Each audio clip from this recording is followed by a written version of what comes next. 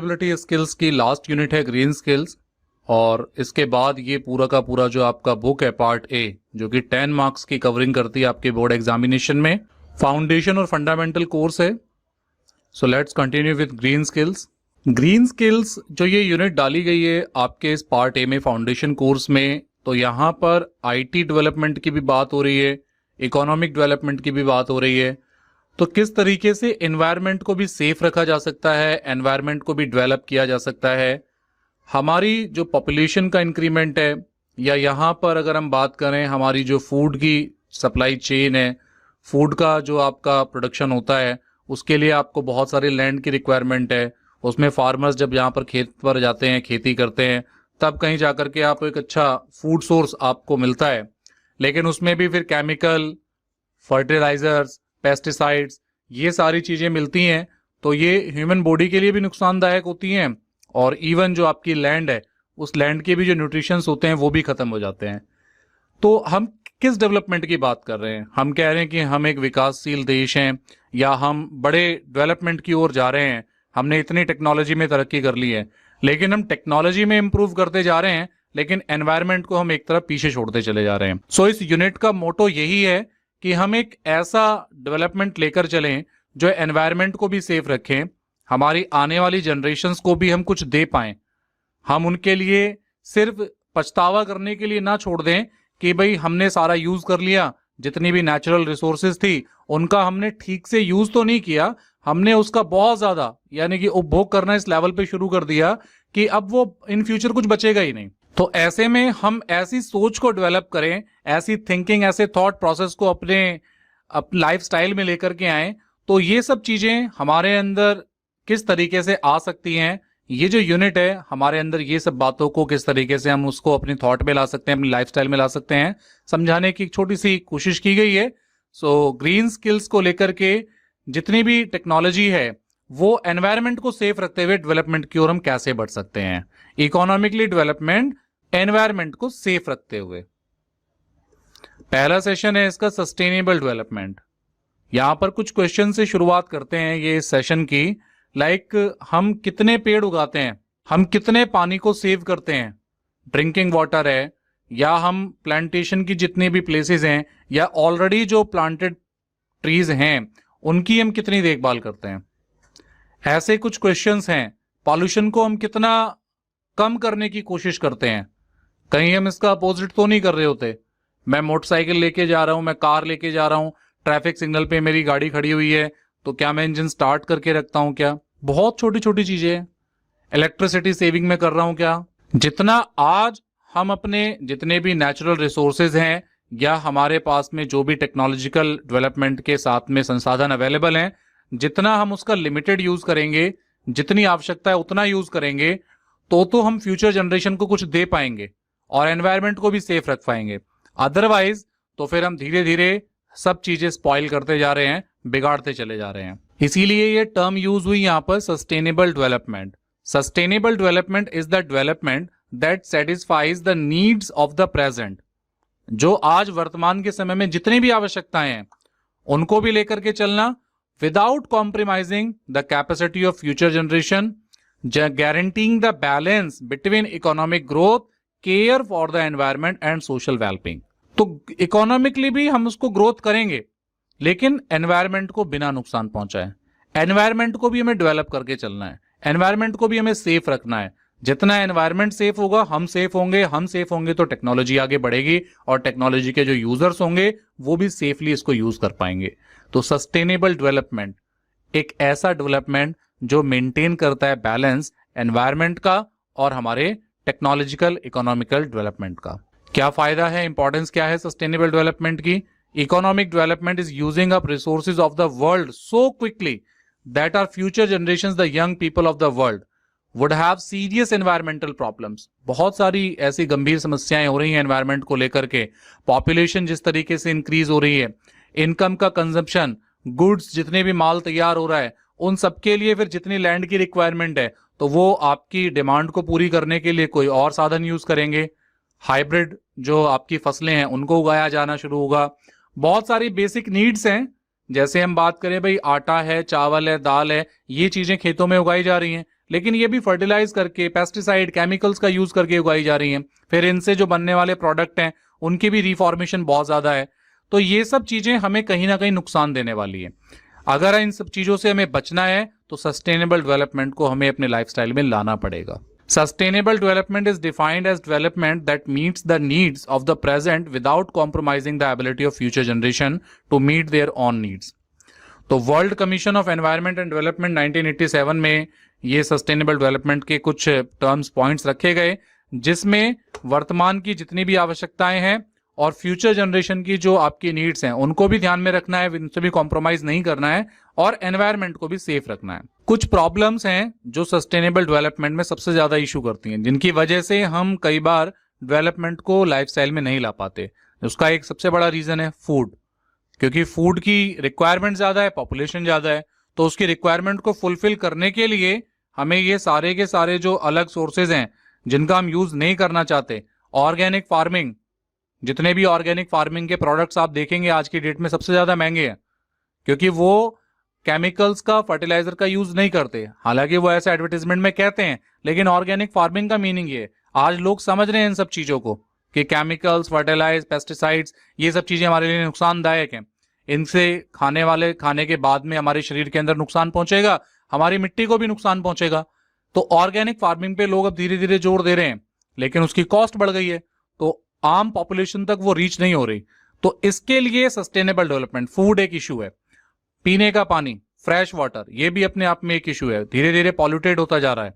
Fuel, ईंधन, हम सबसे ज्यादा ट्रीज का यूज कर रहे हैं, लकड़ियों का यूज कर रहे हैं अपने घरों को बनाने के लिए भी। इवन लकड़ियों को हम कई जगह जलाने के लिए भी बहुत ज्यादा यूज करते हैं। एक्सट्रीम वेदर कंडीशन जैसे, और ये जो बाढ़ आ जाती हैं, बहुत ज्यादा ठंड पड़ जाती है, बहुत ज्यादा गर्मी हो जाती है, ये सब प्लांटेशन का एक रीजन है। जब आपका जो डिफॉरेस्टेशन हो रहा है, जिसकी वजह से ये सारे इश्यूज जनरेट होते हैं। तो हमारी प्रकृति को भी, हमारे एनवायरनमेंट को भी जो डिसबैलेंस करने का काम है वो हम मैनेज कर सकते हैं, हम उसे संभाल सकते हैं। ये तीन मेन इश्यूज हैं, फूड, वाटर, फ्यूल। एक एग्जाम्पल दिया है इन सब चीजों को देखते हुए कि हम कुछ ऐसा नहीं कर सकते क्या कि जो एनर्जी के सोर्सेज हमारे पास अवेलेबल हैं उनका हम यूज करें। सनलाइट, सूर्य की रोशनी, सोलर पैनल। गुजरात में एक सिटी है जिसके यहाँ एग्जाम्पल दिया है, वो 600 मेगावाट की जो बिजली है वो जनरेट करता है, सोलर पावर जो प्लांट है उनका। और उन्होंने इस तरीके से बनाया कि वो खुद की सिटी को तो पूरा का पूरा इलेक्ट्रिसिटी वहीं से कंजम्पशन करते हैं, और इवन बाहर भी वो भेजते हैं और उससे इनकम भी लेते हैं। और उन्होंने एक ऐसा सिस्टम डेवलप कर दिया कि आने वाले 40 से 50 सालों में वहां पे इलेक्ट्रिसिटी की कोई प्रॉब्लम नहीं आने वाली। तो ये सब चीजें क्या है? ये सब चीजें हैं सस्टेनेबल डेवलपमेंट का पार्ट, जिसमें उन्होंने टेक्नोलॉजी को भी ध्यान रखना कि उन्हें पता है कि इलेक्ट्रिसिटी की जरूरत है, लेकिन एनवायरनमेंट को भी नुकसान नहीं पहुंचाया। उनके पास में ऐसी जमीन थी, ऐसी जगह थी जिस पर खेती नहीं की जा रही थी, तो उन्होंने वहां पर सोलर प्लांट लगा दिए। सस्टेनेबल डेवलपमेंट में कुछ पॉइंट्स हैं: reducing excessive use of resources and enhancing resource conservation. बहुत ज्यादा रिसोर्स का उतना यूज करना जितनी हमें जरूरत है। रिसोर्सेज का नुकसान पहुंचाना, रिसोर्सेज का दोहन करना, उपभोग करना बहुत ज्यादा मात्रा में, जितनी आवश्यकता भी नहीं है, उससे ज्यादा कई चीजें हम वेस्ट कर देते हैं। तो इस सब चीजों से बचना, ये भी सस्टेनेबल डेवलपमेंट का पार्ट है। Recycling, reuse of waste material, जो वेस्ट मटेरियल है उसको कैसे रीयूज, रिसाइकिल किया जा सकता है। Scientific management of renewable resources, specially bio resources, तो किस तरीके से आप रिन्यूएबल रिसोर्सेज का इस्तेमाल कर सकते हैं। Green grassy patches and trees to be interspersed between concrete buildings के आसपास आप देखते हैं ग्रीनरी आजकल लगी होती है। आजकल गवर्नमेंट भी इस पे ध्यान दे रही है। आपने देखा होगा बिल्डिंग्स के आसपास, स्कूल्स के आसपास बहुत सारी ग्रीनरी, आपको जनरली ऐसे ग्रीन पैचेस बनाए जाते हैं कि ये मेरा ग्रीन एरिया है, ताकि आप कहीं ना कहीं तो सस्टेनेबल डेवलपमेंट को फॉलो करें। Using more environment friendly material और बायोडिग्रेडेबल मटेरियल्स एंड, तो जितना हो सकता है एनवायरमेंट फ्रेंडली मटेरियल्स का यूज करें। Use of technologies which are environmental friendly and based on efficient use of resources. Technology का भी यूज ऐसा जो एनवायरमेंट फ्रेंडली हो और उसका रिसोर्स का एफिशिएंटली यूज हो सके। नेक्स्ट आता है सस्टेनेबल डेवलपमेंट गोल्स। कुछ लक्ष्य हैं सस्टेनेबल डेवलपमेंट गोल्स के। सो यूनाइटेड नेशंस ने एक सस्टेनेबल डेवलपमेंट समिट किया न्यूयॉर्क में सितंबर 2015 में, और 2030 तक के लिए कुछ गोल्स डिसाइड किए। लगभग 17 गोल डिसाइड किए गए।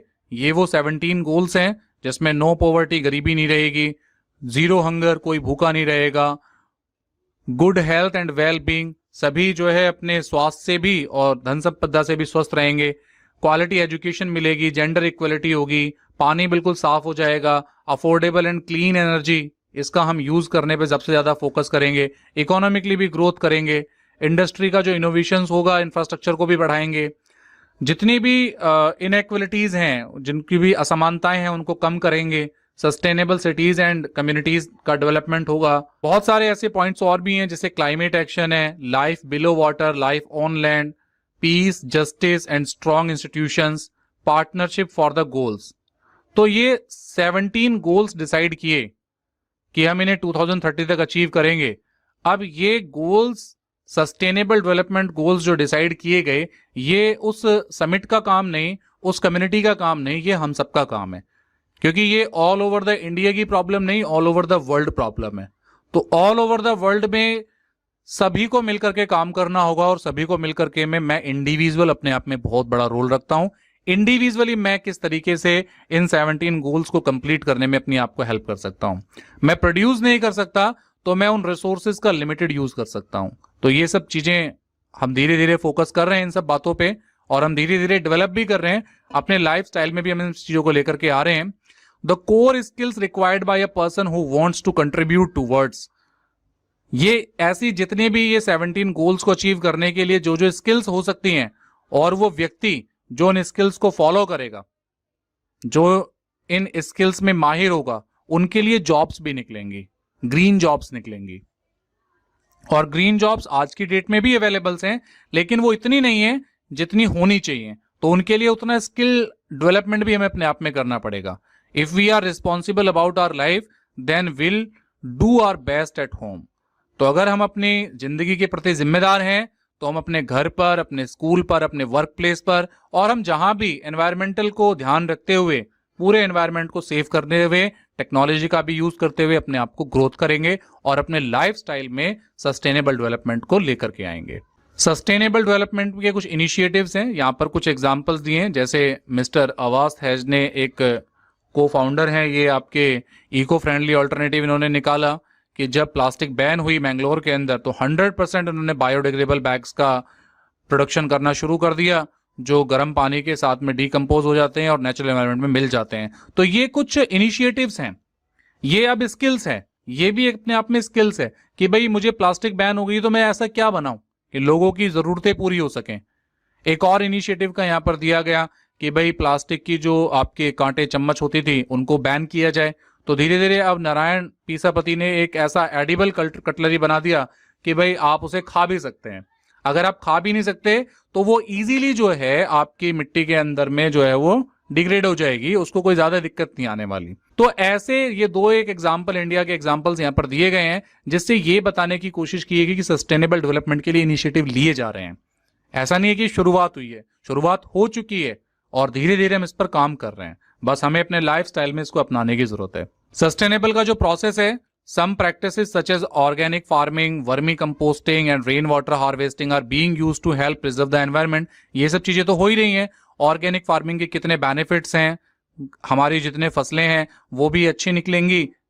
और बेसिकली जो इसमें बात बताने की कोशिश की है सस्टेनेबल डेवलपमेंट को लेकर के, कि एक ऐसा डेवलपमेंट करें जो एनवायरनमेंट को भी सेफ रखे और हमें भी सेफ रखे, ह्यूमन बॉडी को भी सेफ रखे। क्योंकि जब ह्यूमन बॉडी और एनवायरनमेंट सेफ होगा तभी तो हम टेक्नोलॉजी में आगे काम कर पाएंगे। क्योंकि काम करने के लिए हमें क्या चाहिए, माहौल चाहिए, एनवायरनमेंट चाहिए, और एनवायरनमेंट ही नहीं होगा तो हम उस टेक्नोलॉजी का क्या करेंगे, कुछ भी नहीं कर पाएंगे। So that is why sustainable development, that is why ये ग्रीन स्किल्स हमें पढ़ने को दी जा रही है, समझने के लिए दी जा रही है कि हम किस तरीके से अपने आप को सस्टेनेबल डेवलपमेंट के लाइफस्टाइल पर लेकर के आए।